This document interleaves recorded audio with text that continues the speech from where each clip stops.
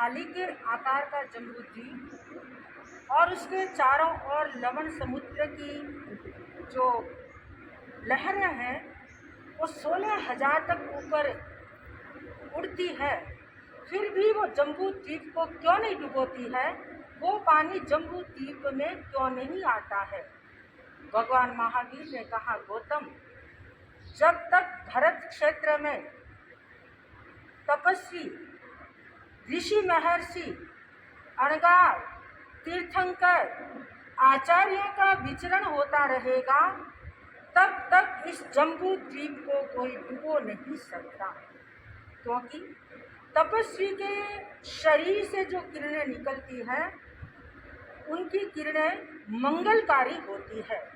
तपस्वी जिस घर में रहता है, जिस परिवार में रहता है और जिस गांव शहर देश में रहता है, उस देश का कोई बाल बांका नहीं कर सकता।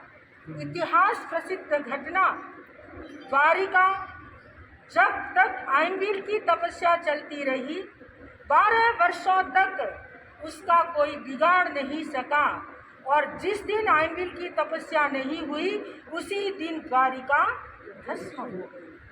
तो तपस्वी की जो किरणें निकलती है, तपस्वी की जो भावना निकलती है, तपस्वी का जो चिंतन होता है, वो इतना उज्जवल, इतना पवित्र, इतना मंगलकारी होता है कि वो पूरा वातावरण को मंगलमय बना देता है।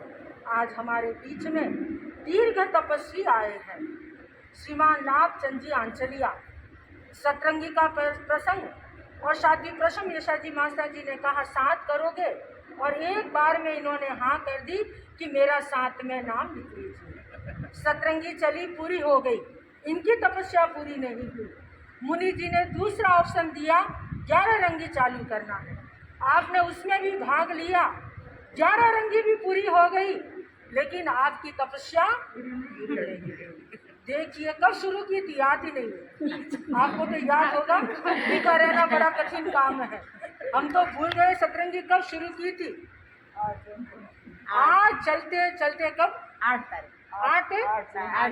8 जून को जब शुरू की सतरंगी, तब से उनकी तपस्या चल रही है और आज 28 जुलाई।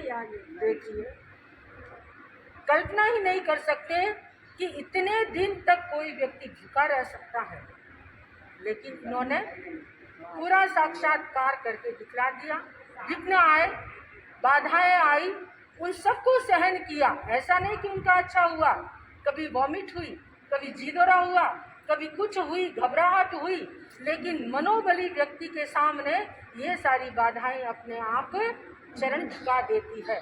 तो हम तो लाख लाख साधुवाद देते हैं आपकी इस तपस्या को कि आपकी ये तपस्या मंगलमय पूरी हो रही है और आगे भी ऐसे बड़ी बड़ी तपस्याएं होती रहे, क्योंकि तपस्या से ही संघ की नींवें मजबूत होती है। ऐसे बड़े बड़े तपस्या हुई है, इसलिए हमारी संघ की नींवें इतनी मजबूत हो रही है। तो आपकी इस उज्जवल तपस्या के प्रति हम मंगल कामना करते हैं।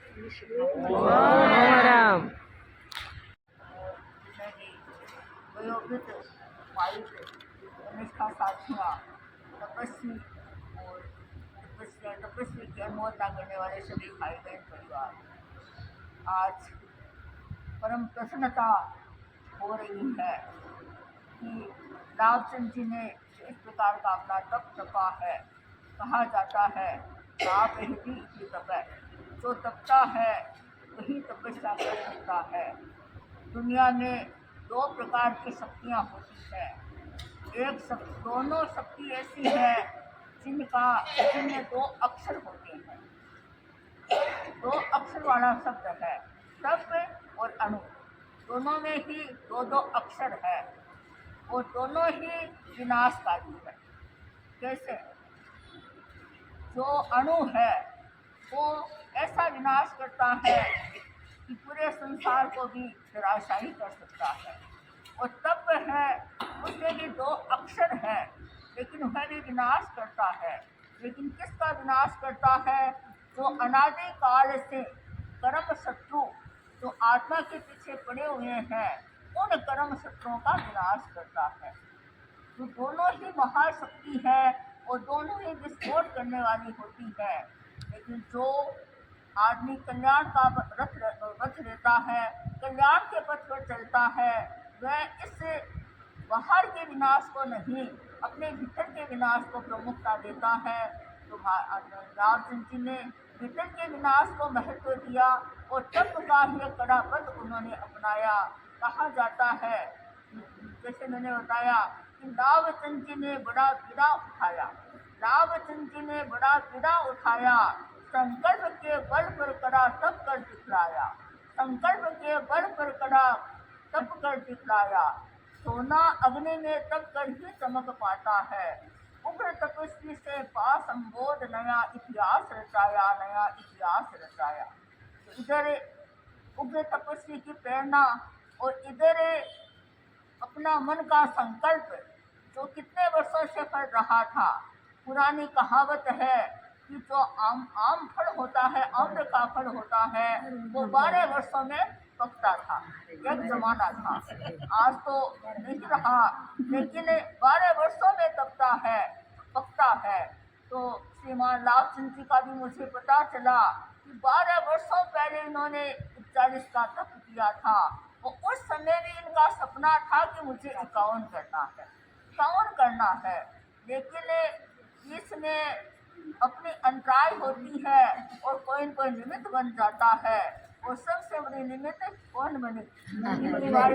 पंचो बनी, जिनके अपने अंतराय का योग था, तो उस समय नहीं कर पाए। तो उस समय करते तो हम नहीं देख पाते, लेकिन हमारे लिए अच्छा हुआ।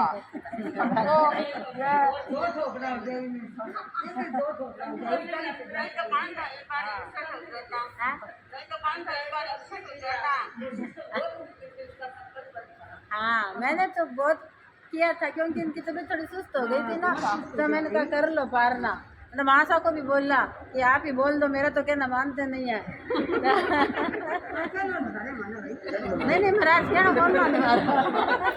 शांति निकेतन में आज अनोखा रंग खुला है। हाँ, यही बात। और सभी के मन में भारी उत्साह है, प्रसन्नता है। हमारे जो वाहिद अंदर विराजमान है, वो बाहर आ नहीं सकते, लेकिन उनके लिए कितनी भावना है।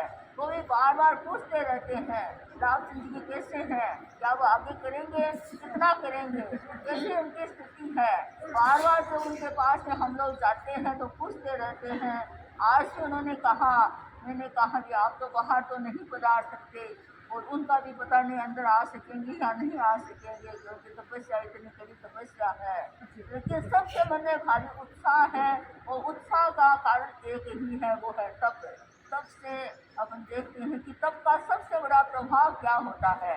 आज श्री महाप्रज्ञ जी फरमाया करते थे कि तपस्या करने वाला एक तो बाहर से केवल तप करता है, कोई अभी है, कोई पर समक होती है, और जो हंसता खिलता तप करता है वह वास्तव में तप होता है।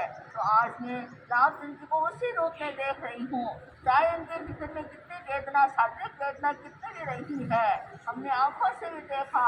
एक दो बार तो मेरे मन में भी आया, लेकिन चलो जितना हुआ उतना ही हो जाएगा, इतनी बड़ी तपस्या क्यों कर रहे हैं। लेकिन इनका मन मजबूत था और ऊपर से प्रेरणा भी मजबूत थी, और इसी का कारण है कि आज वो इस रूप में यहाँ उपस्थित है। 51 दिन की तपस्या लेकर के, और ऐसी तपस्या यहाँ की जाती है, वह कुल भी अपने आप में उज्जवल होता है। वह माता भी धन्य होती है जिस माता ने ऐसे सपूतों को जन्म दिया है।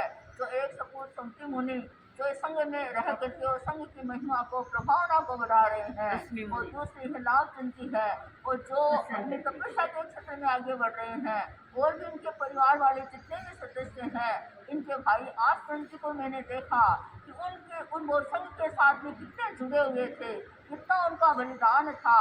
आज भी संघ उनको याद करता है, समाज उनको याद करता है, दिल्ली का कण उनको याद करता है, किस प्रकार से वो अपने जुड़े रहे थे। उनके जो संतान यहाँ पर उपस्थित राजचंद्र भाई, छोटे भाई है, बेटे हमारा तपस्या गणी करे, बेटा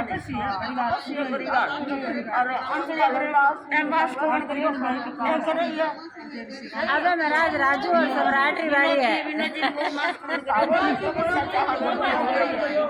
भगवान तो राम कर रही है, सेवा की बारी है करने वाले के नाम आ रहे हैं। महाराज और तो ये गाय बन रही हो। सारे